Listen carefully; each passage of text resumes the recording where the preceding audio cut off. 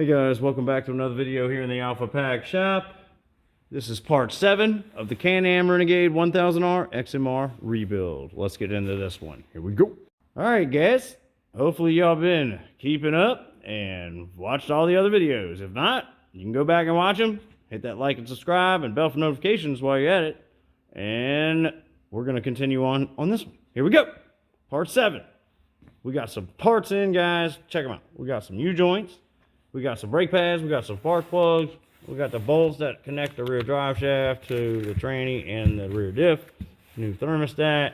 We got a bunch of drive shaft pieces over here, so when I remove all this, I'm going to use different parts and pieces of all this and make one good one, the best one I can. And it's all going in the rear of this bad boy. And speaking of the rear, as you can see, the rear is bare, and the pipes are here. So, as in the last vid, you didn't know, I got this welded up. So in this one, we're going to be cutting that off, painting it up, and drilling some holes so we can mount the rear part of the exhaust and finish that up with the rear rack, which is outside, needing to get clean, and possibly a couple little touch-up paint, something like that. It's wall white, but it's got some rust and some little spots. So then we're going to get them clutches right there thrown on, wherever they are. They're in that box down there. And get that completed with the cover. And then we're moving to the front, guys. We're going to order some parts for this, to where I have a filler neck part up top. And I'm going to use all the lines I have and all the pieces and whatevers. And I'm going to make it work. And we're going to get it all the way up to the top of the radiator relocation, which is also over there, and it is waiting for sanding and prep for paint. We're going to rhino line it and get it all nice and good looking, and also weld some parts onto it. It's over here. Yep, there it be, guys. All right, we're going to fix those bars, and we're going to probably do that all in this video too. So anyway, let's get into this. We're going to start putting some of this stuff on, maybe, or getting something done as far as like U-joints and stuff. So let's go do some U-joints. All right, so U-joint time, guys. Here's that part number right there. Let's check it out. Right there is the part. And those are two new OEM U-joints that we are going to install with all this stuff here. So I got a couple U-joints to remove off of this, and then we will install the new ones. And just so you know, they're like 50-something bucks a pop if you go with the OEMs. All right, you can use Suzuki Samurai U-joints and they will fit, but they're a lot less beefy, just so you know. It is an option. You might snap them, but you know, they'll fit. Anyway, let's get on it and get something done. Something got done. Actually, guys, a lot got done. Let me go ahead and go over that with you. Got all the joints removed. The new ones are awaiting installation. I got to clean these up though first and pick out what I'm going to use. Now the rig is behind me and I have been on it, guys. I have been moving. So check it out. Rear, I didn't end up repainting the bumper. I cleaned it up real good, and we're just going to reinstall it so we can get this sucker going. Check, the exhaust is on. Heck yeah. Got the exhaust all mounted up. It's not sitting on the gas tank. I am going to put some more heat tape back there, I believe. That's why I wrapped it, guys. It's sitting so close that I was afraid it would melt. I got those brackets all bolted up. Drilled holes straight through the hole here. Made it up, and we are golden on the bracketry. So that's good. Over here, let's move on. We got the heat shield installed. That's done, tightened up, good to go. We got the bracket for the computer, good to go. We got some cooling lines installed, as you can see. Now, I did say I was going to change all this, which I will down the road. But right now, I'm waiting on getting paid for a couple things. So I didn't want to spend a bunch of money I didn't, have to right now. So we're just going to reuse this stuff for the time being, and then we'll address that later. But anyway, just to get it back up and running, we needed the cooling system to be able to do that. Now, I also did some stuff to the engine. So I had new spark plugs. I took the old ones out, and then I hooked up a jump box, cranked the motor over to prime the oil. Oil's primed, good to go. Checked it, topped it back off, put the new plugs in it, dielectric greased my connectors here, and popped them on, and we are golden right there. So now we have the cooling system to finish and some clutches to clean up. So once the clutch is on there and the radiator and all that's back on, with the rad relocate, which we may or may not be able to weld the brackets just yet. We'll figure that out, but we're gonna get it to where there's some coolant flowing here so we can crank this bad boy. And then I don't like starting them without the clutch on there, because I do believe they are tuned to have the clutch on there, and it doesn't put any resistance on that, you know, motor. And then we just did a bunch of motor work. We want to put the clutch on before we crank it. But anyway, guys, I'm gonna get to U-joints, clutches, cooling, and I'll be back. More progress is getting done, son. Oh yeah, cooling system complete all the way. I had one little leak over here on one of these main clamps that came from the factory, so I used my little tool and I squeezed it tighter and it stopped leaking. So that was the only leak I had. I've topped it off, I've bled the system, and I think the cooling system is good to go. Now I moved on to clutches, and we're having issues. So guys, let me go over that with you. Of course we would have issues, we can't do a bike without those. All right, so I got two clutches here, okay? This and this, and then this spider was all one clutch, right? Not this spring, that's the wrong spring. Anyway, so I had another Outlander clutch here, and I looked over all the part numbers, right? So after doing so, this and this, same part number. All this is identical. The only difference part number wise is this spider. That's it. So I put this spider off the Renegade because it's a little different than that spider, right? You know, and I put it into the good stuff, and this doesn't have the weights in it. Those are over here chilling. Those are out of a 850, like a 2021 850. Those are 587 weights, and these here are 588s. So these are stuck like Chuck. Couldn't get the bolts out. They're stiff.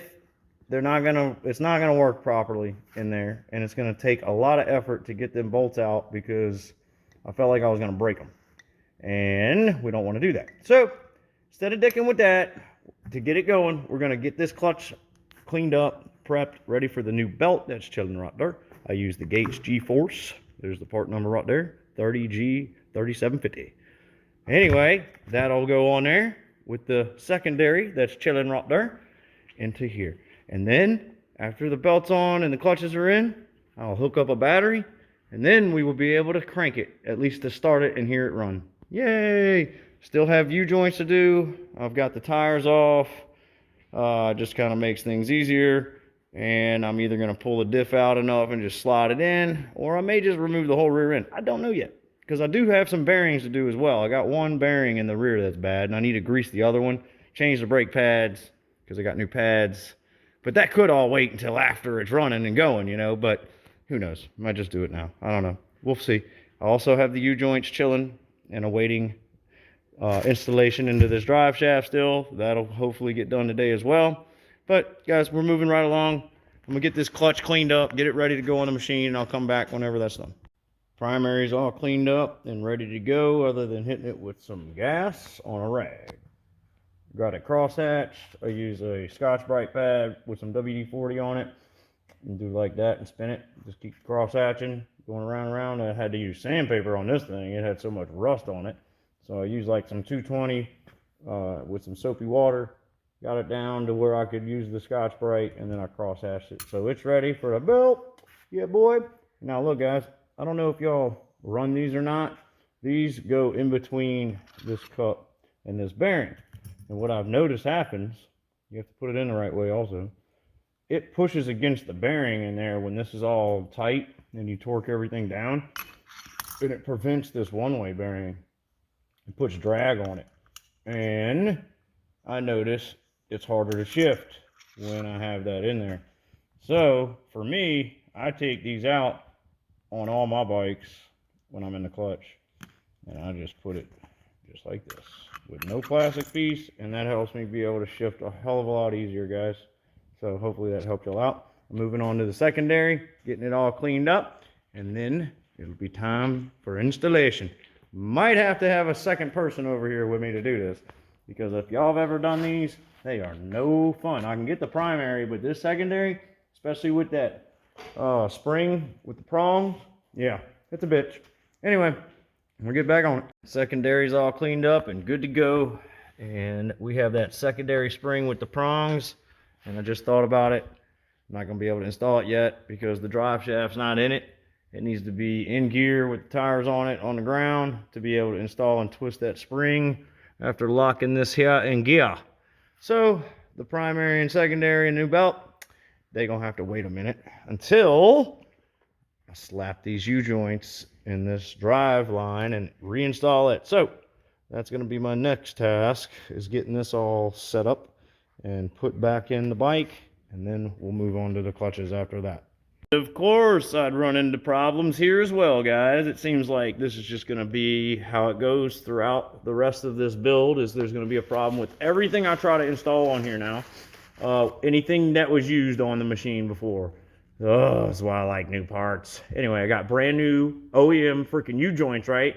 And I'm trying to put on this joint that was in the rear diff onto the drive shaft. And I've had to put it on and remove it like 5 freaking times, because each time it feels like it's just binding up. Almost like there's a bearing not where it's supposed to be or whatever. And I can put these cups on here now after installing them a couple times, and you just feel it going grinding. Something ain't right in there, put it that way. I can go all the way on, and if I spin this sucker, if it'll let me, even it's so tight, it feels like it's super tight on there. Super tight, and you feel as it goes around and around and around. So I've tried both these caps. These are both brand new, and they're both doing it now because I believe I installed it on the other side trying to get it to fix. And anyway, so it looks like I am going to have to come up with, I don't know, some kind of option, because these are destroyed, it seems. So yeah, I'm not going to be able to use this joint at all, and I have to come up. Yep, that one's going click, click, click, click, click, click, around and around. And then if, let me see. Yeah, you can see some scarring on them. There's scarring on both sides. Guys, so after installing this on, and I feel a hitch in this one too. See, it wants to stop. It's like clunk, clunk. And I've taken them back out and checked it again. I mean, everything is how it's supposed to be. They just feel like shit. So it's either the joints are bad or the ears are bad for the yokes. I don't know. It's really ticking me off though, and I've spent way too much time messing with this. So I may screw with this one down the road. And right now, I think on Monday, I'm calling Can-Am parts guy, and I'm gonna have him send me a brand new drive shaft for this bike, because they're only about 200 bucks. And the joints themselves were like 116. So I may just return them. I don't know, use them down the road, we'll see. But right here, as you can see, I kept moving along, and I had to remove the whole rear end. Didn't have to, but I'm glad I did, because guess what? Everything was seized. I mean, the rod coming through it, this sucker was the biggest pain in the butt. Look how much crap's on this thing. When I put these in, when I do them, these are all clean, real shiny, and then I grease the hell out of it, and I usually grease the bearings and all the stuff in here. There's no water or mud ever getting in there when I do it. And then check out these axles. I was able to get them out the diff, thank God. But to get them out of here, it destroyed the bearings. This side was still good, but not anymore. So, got to replace both bearings now, and I have to cut the, in a race, I have to cut it and then split it off these axles, which are still good, thank goodness. So both sides gave me problems. Pulling the rear was a bitch, but we got it. Look at all the dirt down there. Crazy, man. So anyway, still been making some progress. I'm gonna have to order some more stuff. I do already have a couple bearings chilling right here, so that I can at least get those installed. And I'm gonna use my trick on how I pull them. I'll show you all that later. And we'll pull the bearings out of those trailing arms, put the new ones in, get the cups, and get all the axles all back good to go. And then we'll address that diff. The diff looks pretty good. I don't see anything really wrong with it. I may, while I have it out, change seals. I don't know. I'm gonna clean them up and see what they look like. But we're gonna drain the fluid, make sure there's no metal in it, and fill it back up. And then after we clean everything up and get everything prepped and ready for reinstallation and get a new drive shaft, we can put the whole rear back in it. And then at that point, I can maybe do the clutches. But we'll see if I have any more trouble come my way, which probably will. So anyway, I'm gonna get busy. I wanna change some more stuff. All right guys, so trailing arm bearings on these suckers is a pain in the ass. and it's not as easy as you would think. Sometimes they get really stuck up in there, rusted up in there. You need some special tools, guys. So this is what I have been using. The ball joint service kit from Harbor Freight. Looks like this. And it comes with all these things. And you can use a bunch of these things to hook it all up, put it all together. This will go out here. And then in here, I was able to use this to push against the bearings, like that, on the inner racer there. With all these on the outside, holding it on there with this. This does not come with the kit. So you need a piece of all thread with some big old nuts and some washers. And then, yeah, with a big impact, you go ugga dugga dugga, and you can get it to come out. And then you're like, yay, finally. So anyway, yeah, but it is a pain. Don't get it twisted. It's no fun, but we got them. So those are done. We got this one chilling. We got the bearings in the freezer, and I was planning on heating this up and hoping that that bearing is going to drop all the way down to the bottom. I got my fingers crossed. That sometimes works, sometimes doesn't. And if not, then I'll use one of the old bearings and I will put it on top of there and hit it with a big old maul, I guess, and then get it to go the rest of the way. Or I could, you know, rig this back up with one of these bearings and then pull it through back into itself, which that may happen too. I don't know. We'll see.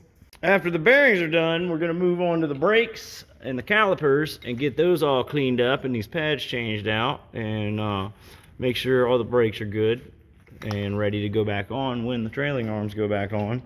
We got the diff chilling. Hopefully it doesn't have a bunch of metal shavings in it. We will drain it and find out very shortly.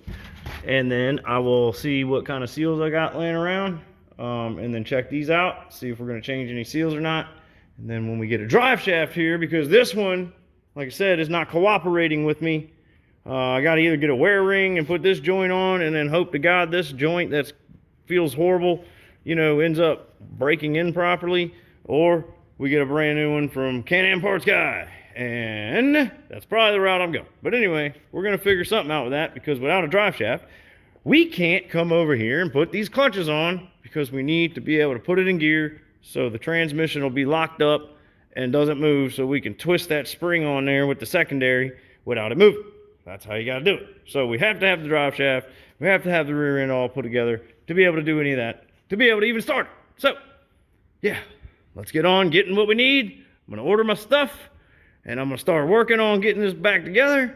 And then guys, and the next one, probably, we're going to be able to start it, because this one's probably already long enough, and I'm sure y'all are tired of hearing me talk. So anyway, look guys, if y'all would hit that like and subscribe, hit that bell for notifications, and I'll see y'all in the next video, and hopefully we're going to crank this bad boy. Y'all take it easy. Peace.